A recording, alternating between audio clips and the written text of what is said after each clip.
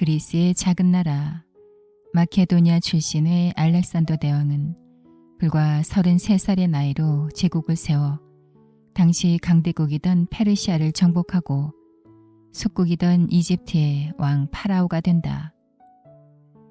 이러한 알렉산더 대왕 사후 후계자로 자처한 프톨레마이오스는 이집트의 새로운 왕으로 이집트를 매우 풍요로운 국가로 발전시킨다.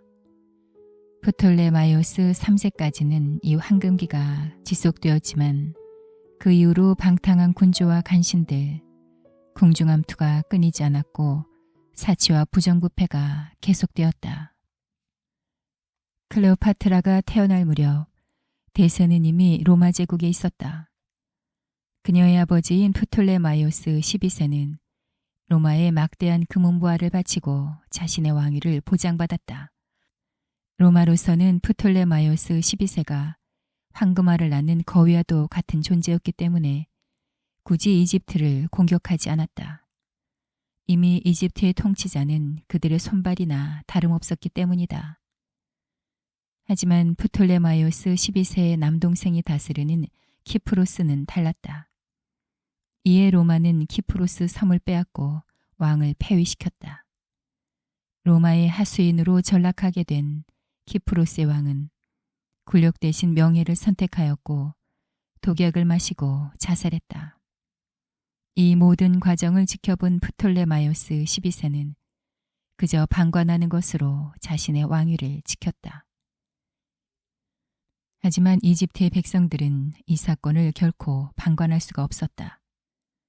이전부터 쌓여온 여러 불만과 키프로스 사건에 대한 분노로 인해 결국 기원전 58년 이집트에선 반란이 일어났다. 그러자 프톨레마이오스 12세는 로마로 망명했다.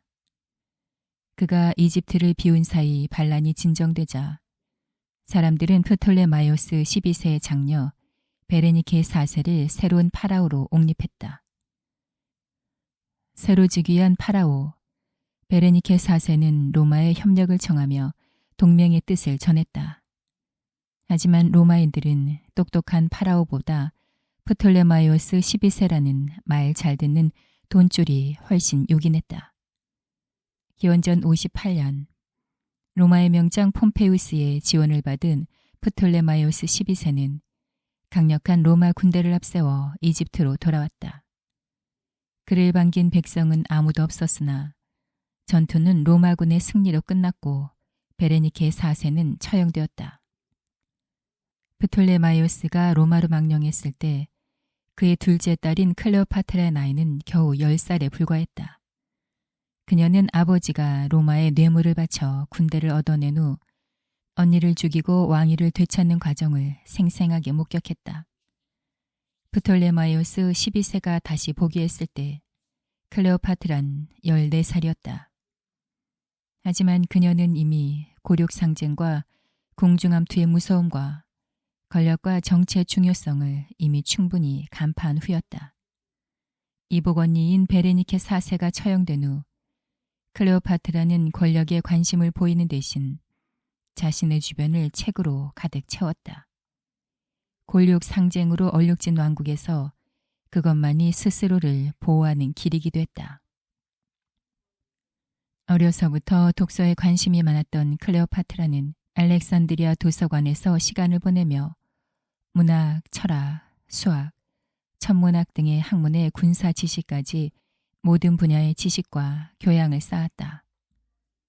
또한 그녀는 9개의 언어를 자유자재로 구사하는 천부적인 능력까지 갖추고 있었다. 춤과 노래, 악기 연주와 승마도 수준급이었다. 그렇게 클레오파트란 아무도 모르게 홀로 군주가 될 준비를 차근차근 하고 있었다. 기원전 51년 프톨레마이오스 12세가 세상을 떠났다. 그는 죽기 전 자신의 둘째 딸인 클레오파트라 7세와 장남 프톨레마이오스 13세가 혼인한 후 공동으로 파라오에 오르라는 유언을 남겼다. 남매가 혼인하여 공동 통치자로 즉위하는 것은 혈통을 보존하기 위한 수단이자 이집트 신화에서 차용된 전통이었다. 18살의 클레오파트라는 10살 남동생 프톨레마이오스 13세와 부부가 되었다. 하지만 새로운 파라오 부부가 즉위한 지 얼마 되지 않아 왕궁은 곧 내분에 휩싸였다. 이제 갓 여왕이 된 클레오파트라가 다른 파라오들과 달리 너무 총명하고 똑똑한 것이 문제였다. 오랜 기간 권력을 장악했던 이들은 그들의 속내를 훤히 간파하고 있을 뿐 아니라 혼란한 정치, 외교, 경제 상황을 수습할 능력까지 갖춘 뛰어난 군주를 원하지 않았다. 지금까지처럼 꼭두각시 노릇을 잘해줄 인물이면 충분했다. 클레오파트라가 즉위했을 무렵 이집트 경제는 엉망이었다. 전임 파라오들은 과도한 세금을 걷어들여 국민들의 고열을 쥐어짰다. 이렇게 얻은 돈은 로마에 뇌물을 바치거나 흥청망청 쓰는 데 사용했다. 국민들이 빈민으로 전락해가는 사이 지배계층인 그리스인들과 돈에 대하여 탁월한 감각을 지닌 소수의 유대인들이 부동산과 부를 독점하였다. 이는 고질적인 문제였다. 이러한 문제를 해결하기 위해 클레오파트라는 파라오로 즉위하자마자 기습적으로 화폐 가치를 3분의 1로 하락시켰다. 부자들은 재산이 3분의 1로 줄었고 서민들의 생활은 크게 안정되었다. 클레오파트라에게 허를 찔린 기득권 세력은 눈뜬 채 재산을 잃어버린 셈이었다. 서민들은 여왕을 칭송했으나 부자들의 불만은 하늘을 찔렀다. 이들은 호시탐탐 클레오파트라를 없앨 기회를 노렸다. 당시 로마는 제1차 삼두정치 시기였는데 클레오파트라는 외교적으로 폼페이오스를 지지하고 있었다. 이집트 지배층들은 로마의 상황에 항상 촉각을 곤두세우고 있었다. 폼페이오스가 카이사로와 권력을 놓고 경쟁 관계에 있다는 것은 공공연히 알려진 사실이었다. 삼두정치라고는 하지만 폼페이우스의 지분이 가장 커 보였다. 클레오파트라는 폼페이우스가 장차 로마의 최고 지도자가 될 것이라고 생각하였고 자신이 다스리고 있는 이집트의 미래를 위해 그에게 적극적으로 호의를 나타냈다. 이것이 그녀의 반대파에게는 좋은 구실이 되었다.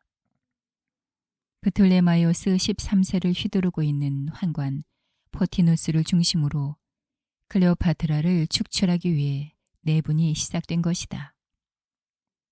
기원전 49년 아직 지지 기반이 취약했던 클레오파트라는 폐위당한 채 축출되었다. 왕위에서 쫓겨난 그녀는 암살자들을 피해 알렉산드리아를 탈출하여 아라비아인들의 유목부락으로 몸을 숨겼다.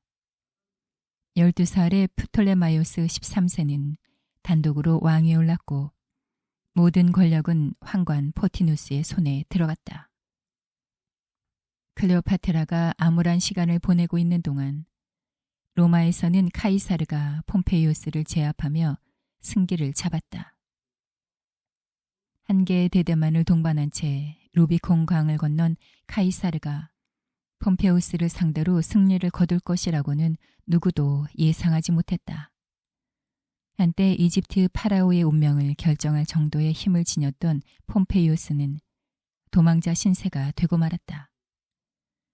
그는 이집트의 몸을 의탁하기로 하고 알렉산드리아로 향했다. 클레오파트라가 권력 암투에서 패배하여 쫓겨나 있는 동안 폼페이우스가 알렉산드리아 항구에 도착했다. 프톨레마이오스 12세의 보기를 도와주었던 그는 이집트 도움을 받아 카이사로와의 일전을 다시 치를 예정이었다. 하지만 황관 포티누스는 카이사르의 편에 서기로 결정하고 폼페이우스를 제거한다. 폼페이우스 머리를 뇌물로 바쳐 카이사르의 환심을 살 작정이었던 것이다. 하지만 정적 폼페이우스를 추격하여 이집트에 도착한 카이사르는 그의 잘려진 머리를 보자 울음을 터뜨렸다. 삼두정치의 굳건한 동맹을 위해 폼페이우스는 카이사르의 딸을 아내로 맡기도 했다. 오랜 경쟁자였고 한때는 사위였던 폼페이우스의 죽음 앞에서 카이사르는 한편으로는 안도하고 한편으로는 분노했다. 카이사르는 폼페이우스의 시신을 수습하여 장례식을 치렀고 그를 죽인 범인들을 잡아 처형했다. 카이사르는 로마로 돌아가는 대신 프톨레마이오스 13세와 폐위된 클레오파트라의 사이를 중지하겠다 명분으로 이집트에 남았다. 예상치 못한 상황에 황관 포티누스는 당황했다.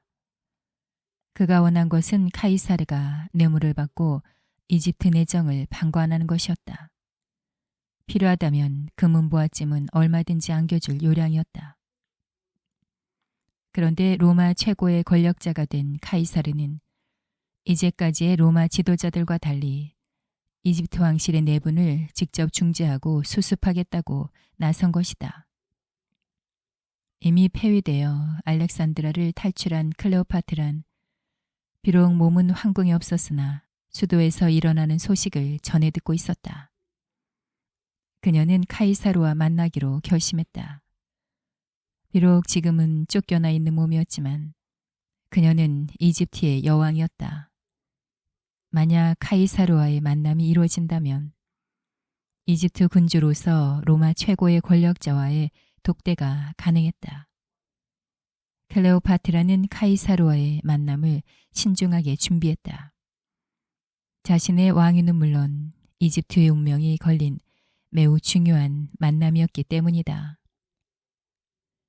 후대의 역사가들과 작가들은 더 이상 드라마틱할 수 없을 정도로 대단한 상상력을 발휘하여 클레오파트라와 카이사르의 첫 만남을 기록했다. 여기서 미모는 물론 지략까지 겸비한 클레오파트라의 전설적인 미인계가 탄생했다. 클레오파트란 카이사르를 만나기 위해 일단 알렉산드리아로 돌아가야 했다. 하지만 정적들로 가득한 황궁의 모습을 드러냈다간 카이사르의 얼굴도 보기 전에 쥐도 새도 모르게 암살당할 수도 있었다. 그래서 그녀는 고심 끝에 기상천외한 전략을 짰다. 어느 늦은 밤 황궁에 머물고 있던 카이사르 앞에 오리엔탈풍의 아름다운 양탄자 하나가 선물로 도착했다. 둘둘 말려있는 양탄자를 펼치자 그 안에서 실오라기 하나 걸치지 않은 클레오파트라가 등장했고 카이사르는 그녀의 매혹적인 자태에 넋을 잃고 말았다는 것이다. 이 작전이 실제로 행해졌는지 클레오파트라가 정말 실오라기 하나도 걸치지 않은 알몸으로 카이사르 앞에 섰는지는 알 수 없다. 역사적 기록이 남아있지 않기 때문이다.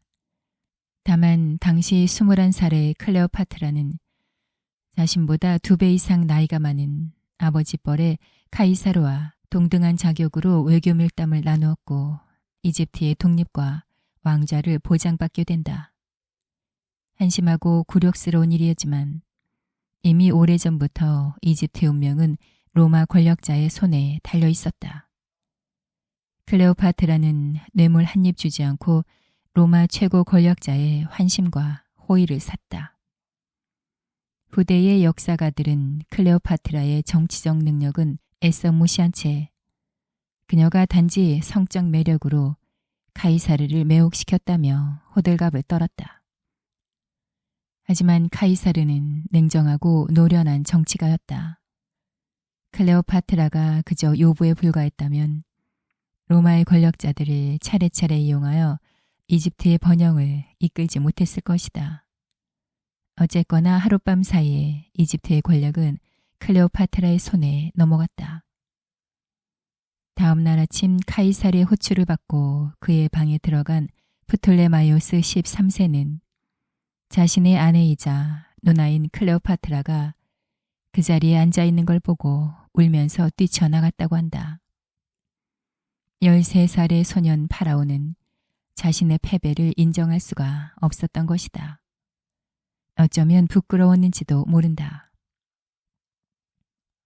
자신을 폐위시켰던 환관 포티누스와 프톨레마이오스 13세를 상대로 클레오파트라가 멋지게 승리를 거둔 것이다. 클레오파트라와 카이사리의 만남으로 환관 포티누스와 프톨레마이오스 13세의 계획은 완전히 빗나가고 말았다. 이들은 카이사리의 환심을 사기 위해 폼페이우스의 머리라는 뇌물을 준비했다. 하지만 이는 오히려 카이사르의 분노를 샀다. 게다가 카이사르는 이미 클레오파트라를 이집트의 군주로 인정하며 그녀를 지지하고 나섰다. 똑똑하다는 이유로 왕궁에서 가장 지지 기반이 약했던 클레오파트라는 로마 최고 통치자인 카이사르라는 강력한 후원 세력을 갖게 되었다. 당황한 황관 포티누스와 프톨레마이오스 13세는 어리석은 선택을 했다. 카이사르를 적으로 돌리고 그와 함께 알렉산드리아에 온 로마군을 공격한 것이다. 카이사르는 소수의 병력만을 데리고 이집트에 왔기 때문에 처음에는 불리한 상황이었다. 하지만 로마에서 원군이 도착하고 때마침 홍수로 나일강이 범람하면서 사태는 역전되었다. 프톨레마이오스 13세는 익사하였고 군주를 잃은 이집트 병사들은 싸울 목표가 사라졌다. 전쟁에서 승리한 클레오파트라는 자신의 막내 남동생 프톨레마이오스 14세와 결혼을 하고 다시 파라오의 자리를 되찾았다. 그리고 그녀의 폐위에 동참했던 여동생을 가두었다. 이제 클레오파트라는 명실공히 이집트의 가장 강력한 군주였다. 카이사르는 프톨레마이오스 13세와의 전쟁에서 승리를 거두었음에도 이집트를 속국으로 두지 않았다. 오히려 그는 이집트의 안정과 독립을 보장해 주었다.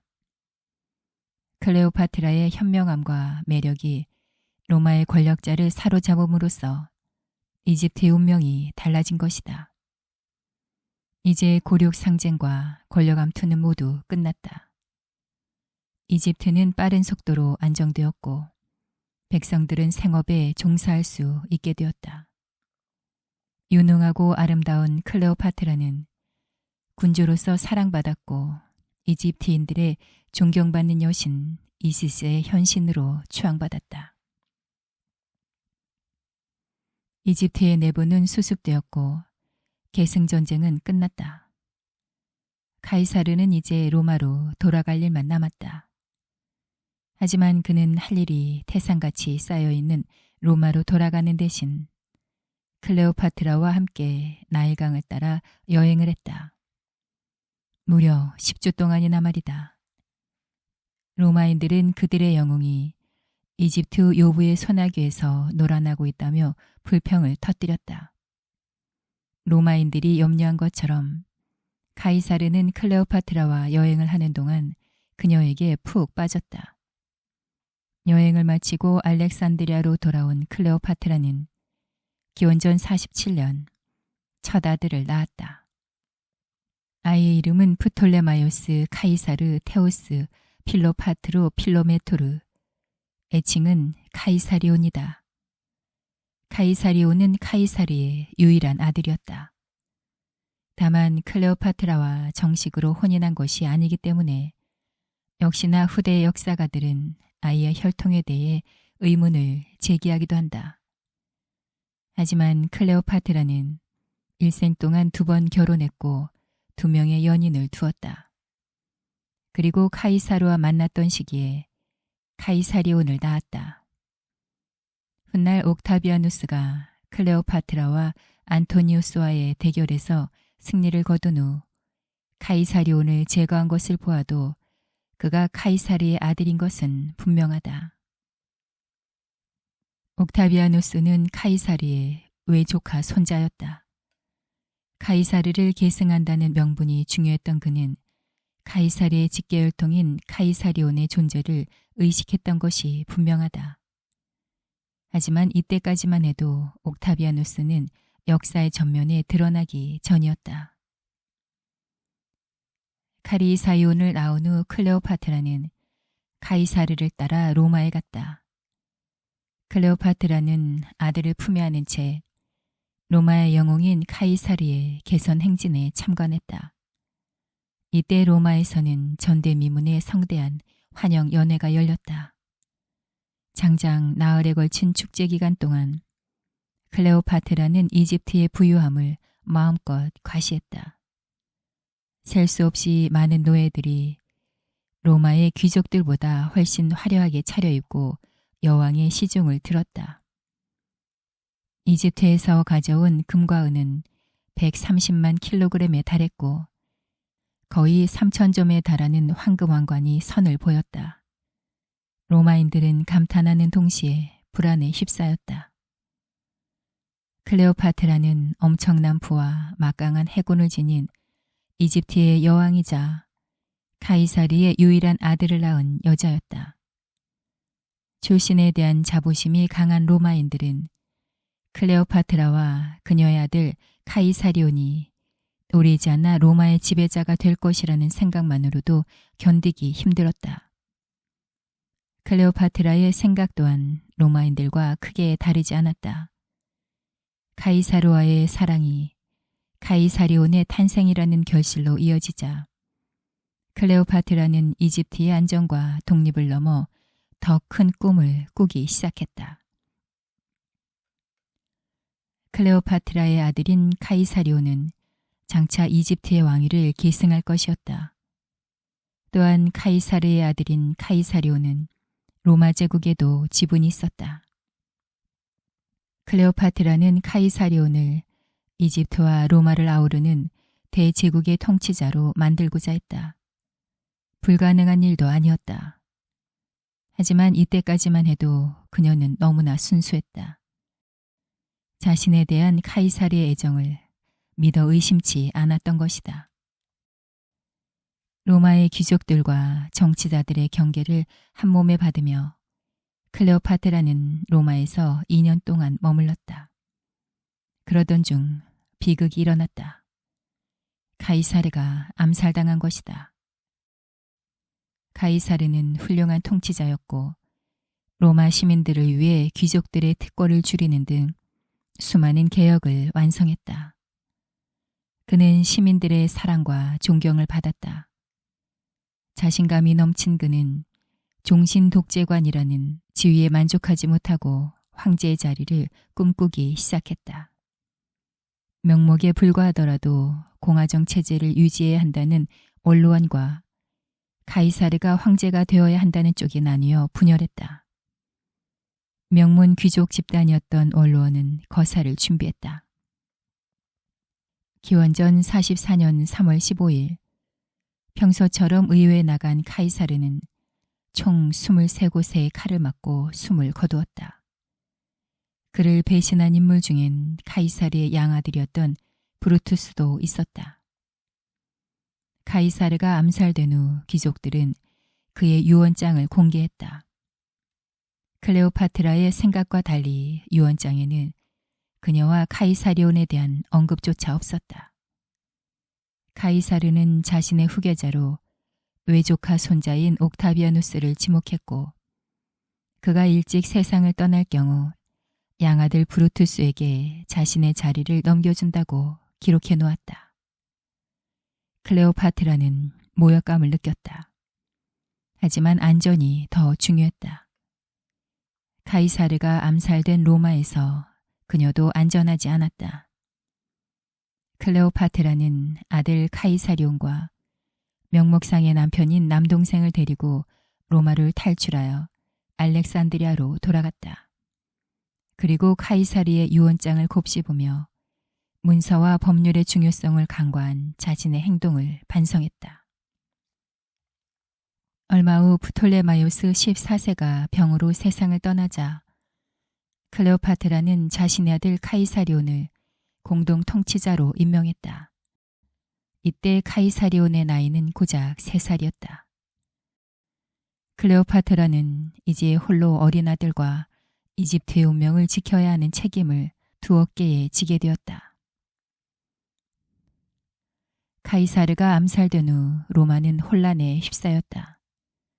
반란자들은 그의 죽음을 확인한 후 승리에 도취했으나 로마 시민들은 분노를 감추지 못했다. 특히 공개된 카이사르의 유언장에는 로마 시민 한 명당 300세르테르티우스를 지급하라는 내용도 있었다. 재산까지도 시민에게 나눠주고 간 영웅의 죽음 앞에서 민중들의 분노는 귀족들에게 집중되었다. 현직 집정관 안토니우스는 카이사르의 장례식에서 귀족들을 처단하겠다는 연설을 함으로써 민중들의 슬픔과 분노를 달래는 동시에 커다란 정치적 지지를 얻었다. 독재를 처단하고 공화정의 가치를 다시 세우겠다는 명분으로 시민들을 설득하려 했던 반란자들은 당황했다. 일단 안토니우스가 기선을 잡기는 했으나 카이사르의 유언장에 적힌 그의 후계자는 옥타비아누스였다. 안토니우스는 19살에 불과한 옥타비아누스를 과소평가했다. 하지만 카이사르의 후계자답게 그는 탁월한 정치 감각을 가지고 있었고 이내 안토니우스의 막강한 경쟁자로 떠올랐다. 무엇보다 옥타비아누스에게는 카이사르의 후계자라는 후광이 있었다. 옥타비아누스가 만만치 않은 상대임을 알아차린 안토니우스는 일단 그와 손을 잡기로 했다. 그리하여 기원전 43년 로마에선 제2차 삼도 정치가 시작되었다. 클레오파트라는 로마의 정치 상황을 빠르게 파악했다. 이집트의 안정과 독립을 보장받으려면 로마와의 동맹이 반드시 필요했다. 그녀는 옥타비아누스와 안토니우스 중 누가 최후의 승자가 될 것인지 고심했다. 지난번 폼페이우스 때처럼 실패한다면 이집트는 로마의 속국으로 전락할 수도 있었고 운 좋게 카이사르와 같은 인물을 만난다면 오히려 도약의 기회가 될 수도 있었다. 클레오파트라는 카이사르의 법적 후계자인 옥타비아누스가 아닌 안토니우스를 선택했다. 카이사리온의 자리를 대신한 옥타비아누스에 대한 반감 때문이었는지도 모른다. 또한 정치 경험이 전혀 없는 19살의 옥타비아누스보다는 오랫동안 카이사르를 따라다니며 그와 동고동락한 안토니우스가 더 승산이 있어 보였다. 하지만 옥타비아누스는 클레오파트라와 같은 유형의 인물이었다. 비록 나이는 어렸지만 권모술수와 암투, 대중선동은 물론 전투와 군사 전략에도 탁월한 그야말로 천부적인 정치가였던 것이다. 기원전 41년 클레오파트라는 안토니우스와 첫 만남을 가졌다. 동방원정에 나선 안토니우스는 동맹국 이집트에 경제적 군사적 지원이 필요했고 이를 위해 클레오파트라에게 만남을 요청했다. 두 사람의 만남은 현재 터키의 남쪽 해안에 위치한 타르수스에서 이루어졌다. 이때 클레오파트란 단번에 안토니우스를 사로잡는다. 그녀는 철저하게 계획하여 그를 유혹했다. 미의 여신 아프로디테처럼 차려입은 클레오파트라는 화려하게 장식된 배의 별실에 비스듬히 누운 채 안토니우스를 맞았다. 28살의 클레오파트라는 절정의 아름다움을 뽐내고 있었다. 여왕의 주변에는 큐피드로 분장한 어린 노예들이 부채를 들고 있었고 님프처럼 꾸민 아름다운 시녀들이 악기를 연주했으며 그녀들의 연주에 따라 배가 천천히 움직이며 신비로움을 더해주었다. 안토니우스에게는 이미 로마에 풀비아라는 아내가 있었지만 속절없이 클레오파트라에게 빠져들 수밖에 없었다. 위풍당당한 로마의 장군 안토니우스는 사랑의 포로가 되었다. 클레오파트라는 이집트의 통치권과 독립권을 보장받았고 안토니우스는 사랑을 얻었다. 하지만 꿈같은 시절도 잠시였다. 안토니우스는 로마로 돌아갈 수밖에 없었다. 옥타비아누스에게 불만을 품은 안토니우스의 아내 풀비아가 시동생 루키우스와 함께 반란을 일으켰다가 실패하고 페르시아로 도주한 것이다. 그 과정에서 풀비아는 세상을 떠났고 안토니우스가 담당한 동방 영역에서 적국인 파르티아가 로마 영토인 시리아를 침공하는 일이 벌어졌다. 일련의 사건들을 수습하기 위해 안토니우스는 로마로 달려갔다. 그는 일단 옥타비아누스와 화해를 하였고 삼두 정치를 연장했다. 이를 공고히 하기 위해 옥타비아누스의 여동생인 옥타비아와 결혼을 했다. 정략 결혼이었다. 하지만 이는 잠시의 눈가림일 뿐이었다. 안토니우스가 이집트를 떠나 새 아내를 맞는 동안 클레오파트라는 알렉산드리아에서 쌍둥이를 출산했다. 안토니우스의 아들과 딸이었다. 기원전 37년 안토니우스는 파르티아 원정을 시작했고 4년 만에 클레오파트라와 재회했다. 이때 두 사람은 정식으로 결혼식을 올리고 부부가 되었다.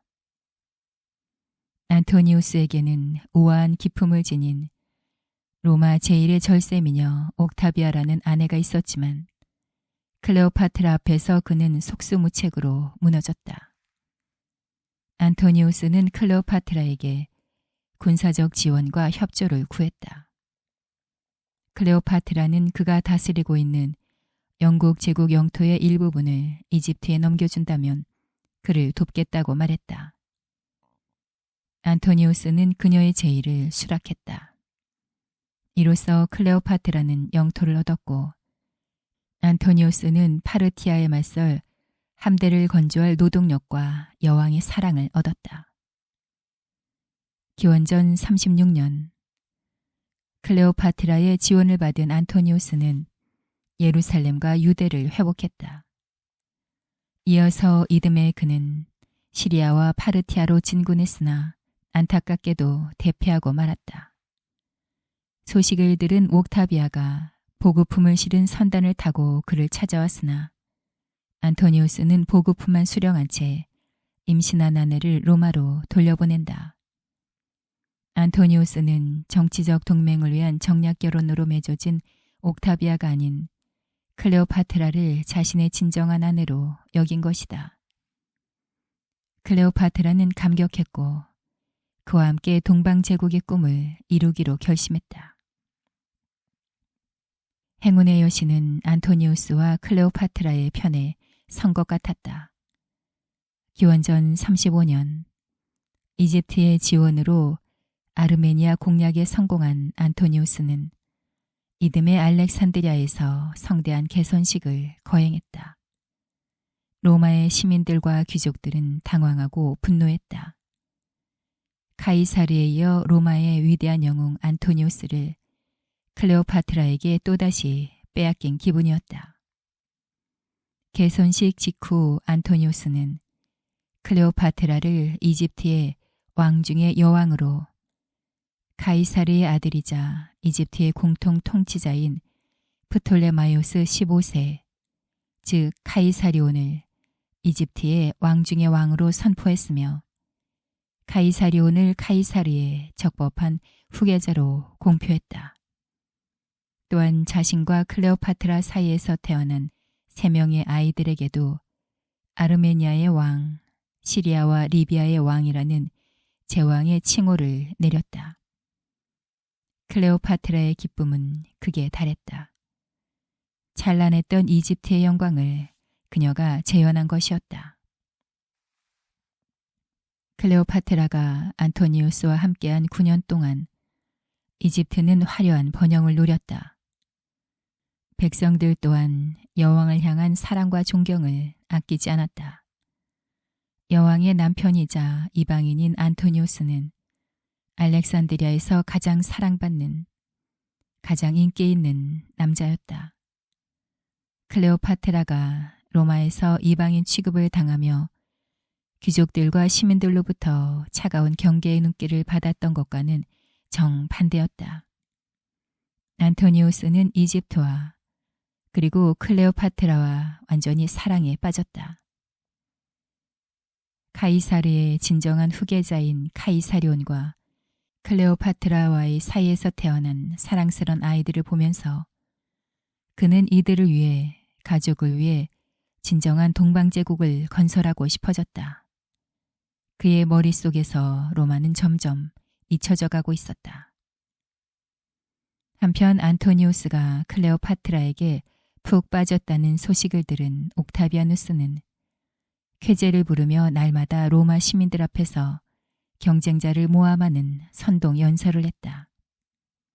옥타비아누스가 말하는 안토니우스는 희대의 유부이자 악녀인 클레오파트라에게 사로잡혀 로마의 영토와 그의 영혼까지 내어준 인물이었다. 로마 시민들은 점차 동요하였고 옥타비아누스는 여론을 교묘하게 이용하여 안토니우스는 애욕의 눈이 멀어 타락해버린 영웅으로, 클레오파트라는 음탕하고 사악한 요녀로 대중의 심리를 자극했다. 옥타비아누스의 작전은 적중했다.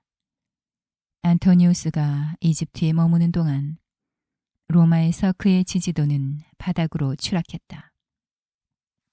여론의 힘을 얻은 옥타비아누스는 로마에 남아있던 안토니우스의 지지자들을 축출했다. 기원전 32년 로마의 원로원은 안토니우스를 해임하고 클레오파트라에게 선전포고를 했다. 안토니우스를 지지하던 세력들은 옥타비아누스가 장악한 로마를 떠나 알렉산드리아로 넘어왔다. 이제 남은 것은 전쟁뿐이었다. 이집트의 풍요로움은 모든 로마의 지배자들이 탐내는 보물이었다. 클레오파트라는 왕위를 되찾은 후 이 보물을 한 번도 빼앗기지 않았다. 오히려 로마의 권력자들을 차례차례 자신의 편으로 만들어 이집트의 번영을 이끌었다. 이집트의 미래를 위해 클레오파트라의 연인 안토니우스가 로마의 주인이 되어야 했다. 그래야 클레오파트라의 핏줄인 카이사르의 아들이, 안토니우스의 아들이 이집트와 로마를 아우르는 대제국의 주인이 될 것이었다. 기원전 31년 드디어 전쟁이 시작되었다. 클레오파트라는 함대를 건조하여 옥타비아누스와의 일전을 준비했다. 하지만 옥타비아누스가 이끄는 로마의 해군은 안토니우스의 주요 방어 지점을 차례로 점령했다. 안토니우스 진영은 점차 분열되었고 최후의 일전이 그리스 악티움에서 치러졌다. 이 해전에서 안토니우스의 해군은 거의 괴멸되고 만다. 전세가 불리해지자 안토니우스는 알렉산드리아로 도주했고 지휘관을 잃은 병사들은 사기를 잃고 패배했다. 알렉산드리아로 돌아온 클레오파트라는 해군을 재건하고자 했으나 이듬해 8월 옥타비아누스가 이끄는 부대가 이집트에 상륙한다. 소식을 들은 클레오파트라는 차후의 계획을 세우기 위해 요새처럼 튼튼하게 찌어놓은 무덤 안으로 은신했다. 이 소식을 들은 안토니우스는 클레오파트라가 죽었다고 생각하고 절망한 나머지 스스로를 칼로 찔렀다. 숨이 끊어지기 직전 클레오파트라가 살아있다는 것을 알게 된 안토니우스는 그녀의 품 안에서 죽음을 맞았다. 동방제국의 꿈도, 이집트의 독립도, 사랑하는 사람과의 해로도 모두 수포로 돌아간 지금 클레오파트라가 할 수 있는 선택은 하나뿐이었다. 옥타비아누스는 로마로 개선할 때 클레오파트라를 전리품처럼 끌고 다닐 생각이었다. 이집트의 여왕으로서 그런 모욕은 당할 수는 없었다. 그녀는 옥타비아누스에게 항복을 구걸하는 대신 여왕으로서 마지막 품위를 지킬 수 있는 길을 선택했다. 마지막 순간 클레오파트라는 가장 아름다운 옷과 보석, 그리고 왕관으로 여왕의 차림을 갖추었다. 그녀의 주변은 꽃으로 가득했다. 충성스러운 시녀가 무화과가 가득 든 바구니에 맹독을 지닌 코브라를 숨겨서 가져왔다. 침대 위에 단정하게 누운 클레오파트라의 몸에 날카로운 코브라의 이가 박혔다. 독이 퍼지기 시작하자 서서히 호흡이 약해지다가 이내 숨이 사라졌다. 이때 그녀의 나이는 39살이었다. 스스로의 재능과 매력으로 역사를 움직였던 한 시대를 풍미한 아름다운 여왕의 비극적인 죽음이었다. 안토니우스와 클레오파트라의 죽음을 전해들은 옥타비아누스가 가장 먼저 한 일은 카이사르의 유일한 아들이자 적통 후계자로 공표된 카이사리온을 살해한 것이었다. 아직 어린아이에 불과했지만 카이사리온의 존재는 그만큼 위협적이었다. 악티움 해전에서의 승리로 로마의 최고 권력자가 된 옥타비아누스는 카이사르조차 실패했던 영원한 독재자로서의 길을 걷기 시작했다. 그는 아우구스투스라는 이름을 달고 로마 제국 최초의 첫 황제가 되었다. 클레오파트라의 죽음으로 이집트는 로마의 속국으로 전락했고 프톨레마이오스 왕가는 300년의 치세에 종지부를 찍게 되었다. 클레오파트라는 단순한 요부가 아니라 이집트를 부강하게 만들고자 한평생을 고심했던 위대한 군주였다. 그녀는 자신의 지혜와 매력을 이용해 혼란에 빠진 왕실을 수습하고 이집트의 번영을 이끌었다. 로마의 영웅들이 사랑했던 여왕 클레오파트라는 그 화려한 삶과 비극적인 최후로 인해 역사 속에서 가장 신비로운 인물로 기록되었다.